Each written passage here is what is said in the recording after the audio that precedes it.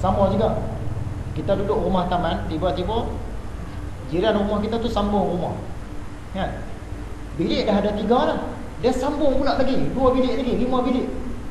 Tu rezeki dia yang kita duduk petikai. Mana dia dapat duit? Sambung banyak-banyak tu. Nampak gaya macam nak menunjuk pun ada juga. Ni mesti ada sesuatu ni. Tak payah sambung-sambung lah, rumah dah besar dah, kan? Anak bukan ramai. Dia duduk sibuk fikir ada rezeki orang. Dah stres. Tadi dia duduk fikir pasal orang tu naik pangkat, dia dah masuk satu benda lah. Ni pasal orang sambung rumah, masuk satu benda lagi. Menyebabkan fikiran dia berat, jadi rosing. Tahu, letih dah fikir. Tapi fikir rezeki orang lain, itu yang rugi. Orang beli televisyen, orang beli peti ais baru, orang beli kapet baru, dia duk fikir. Orang beli kereta baru, mana dia dapat duit beli kereta baru kan? Action bukan main naik kereta. Kita ni yang menyebabkan kita tension. Bila kita belajar tasawuf ni, kita akan buang dulu. Sikit memanglah kita kena cerita juga pasal orang kan, kadang-kadang nak cerita. Tapi kita jangan beratkan fikiran kita. Jadi kesimpulan dia, yang kita duk rimas, duk tension, duk rasa stres ni, kadang-kadang silap kita sendiri. Kita duk fikir hak rezeki orang, hak rezeki kita tak fikir pun. Macam mana aku nak dapat ni? Tak duk fikir orang tu. Macam mana dia dapat? Duk petikai kan. Kita berat kepala sendiri. Rugilah kita.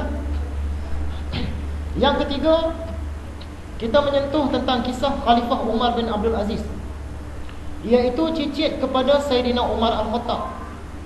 Khalifah Umar ini ialah orang yang paling zuhud pada zaman dia. Hari itu kita cerita macam mana asalnya boleh dapat Khalifah Umar Abdul Aziz. Pada zaman Sayyidina Umar, dia suka ronda pada waktu malam, tengok keadaan masyarakat dia. Sampai di tepi sebuah rumah, dia dengar perbualan antara seorang anak perempuan dengan mak. Mereka ni menjual susu. Disebabkan hari itu susu tak banyak, mak dia kata, apalah salahnya kita tambahkan sikit air supaya susu kita jadi banyak. Esok jual dapat duit lebih. Kata anak tu tadi, tak boleh, nanti khalifah tahu. Khalifah Umar ni orang, Sayyidina Umar ni orang dia tegas, jadi orang takut dengan dia. Mak dia kata khalifah tak tahu, mana dia nak tahu malam-malam ni? Jawab anak dia, ya sungguh khalifah memang tak tahu, tapi Allah tahu. Jadi anak dia ni satu orang yang memang jujur. Bila Sayyidina Umar dengar cerita ni, dia suruh dia punya pengiring tu tolong tanda rumah tu. Balik ke istana, dia pun tanya kat anak dia, kamu nak kahwin ke tidak? Kalau ada pasangan yang baik, nak kahwin lah. Aku ada satu orang yang muslimah, rumah dia sekian dah tanda dah, kamu pergilah meminang. Anak Sayyidina Umar pun pergi meminang. Memang betul lah, dia dapat satu orang isteri yang solehah. Hasil daripada perkahwinan tu dapat satu orang anak perempuan. Anak perempuan ni pula kahwin dengan orang kerajaan, Abdul Aziz nama dia. Anak perempuan ni kahwin dengan Abdul Aziz, dapat Khalifah Umar Abdul Aziz. Kiranya Khalifah Umar Abdul Aziz ini ialah cicit kepada Sayyidina Umar, dan cara pemerintahan mereka sama. Cuma Khalifah Umar Abdul Aziz dia lembut sikit, yang Sayyidina Umar dia tegas sikit. Dua-dua orang pun zuhud. Nak dikatakan zuhud macam mana? Kita cerita hari itu, dalam ruang kerja dia tu, dekat rumah dia ada satu bilik uruskan hal-hal negara waktu malam. Tiba-tiba anak dia ketuk pintu. Yang ada dalam bilik tu satu batang lilin ataupun pelita. Bapak, ni ada nak cakap sikit ni. Apa hal? Nak cerita tentang apa tu? Tentang negara ke tentang peribadi, tentang keluarga kita? Tentang keluarga kita lah. Nanti kejap. Sayyidina Umar dia padam dulu lampu tu, baru masuk Khalifah Umar Abdul Aziz. Anak dia pun tanya, kenapa bapak padam ni, gelap ni? Dia kata, ini lampu ni dia punya minyak tu adalah duit kerajaan. Dia punya telusnya sampai begitu. Nak sembah hal keluarga tak boleh guna duit kerajaan. Sampai macam tu. Kalau dapat pemimpin yang macam ni, memang baguslah, sejahtera rakyat. Dan memang terbukti pada zaman Khalifah Umar Abdul Aziz ni, rakyat dia hidup aman damai, sampaikan orang nak keluar zakat tak tahu nak bagi kat siapa. Boleh kata semua orang ni walaupun tak kaya tapi hidup okey. Terpaksa orang bawa zakat ni, terimalah zakat saya ni. Saya hidup dah okey, tak layak terima zakat, cari orang lain. Cari pula orang lain.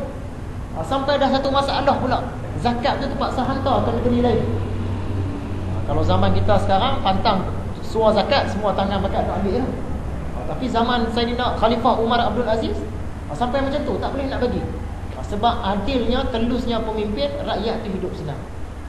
Tapi khalifah, sungguh pun dia tu khalifah, orang nombor satu dalam dunia Islam. Kalau nak kaya boleh kaya dah, tapi dia hidup zuhud. Dikatakan baju dia pun tak banyak. Suatu ketika pernah sehelai baju saja. Sampaikan waktu dia berkhutbah kepada orang ramai, dia duk goyang-goyang baju dia. Orang pun tanya, kenapalah khalifah duk goyang-goyang baju dia? Rupa-rupanya baju dia masih lembab lagi, dia basuh tadi. Itulah satu baju dia pun. Sampai macam tu sekali. Jadi sebenarnya kalau mengikut konsep Islam, pemimpin ialah hamba kepada rakyat. Siapa jadi pemimpin tu, dia hamba kepada rakyat. Dia terpaksa menghambakan diri dia kepada rakyat. Tu yang betul.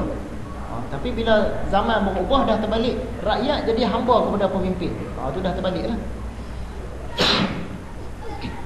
Cantiknya zaman Khalifah Umar Abdul Aziz ni, sampaikan serigala boleh duduk baik-baik dengan kambing.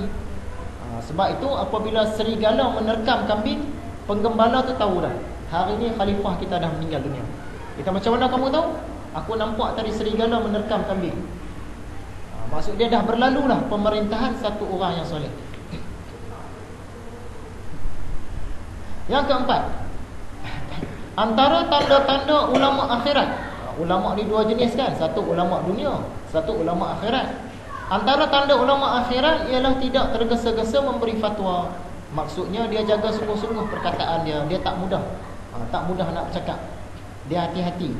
Lebih-lebih lagi dalam mengeluarkan hukum hakam.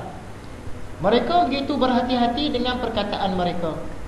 Pada awal kitab Ihya dulu dibagi tahu oleh Imam Al-Ghazali, Imam Malik ni kalau orang tanya kepada dia, pernah orang tanya kepada dia 48 soalan, dan dia menjawab hanya 16 soalan.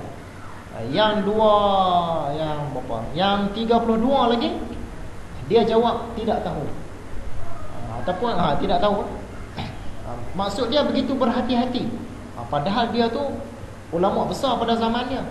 Dia jawab 1/3 sahaja daripada soalan-soalan, sebab berhati-hatinya dia. Yang kelima, siapakah Uzair dan Tubal? Uzair ni ramai ulama berpendapat dia ialah seorang nabi. Nabi pada zaman Bani Israel.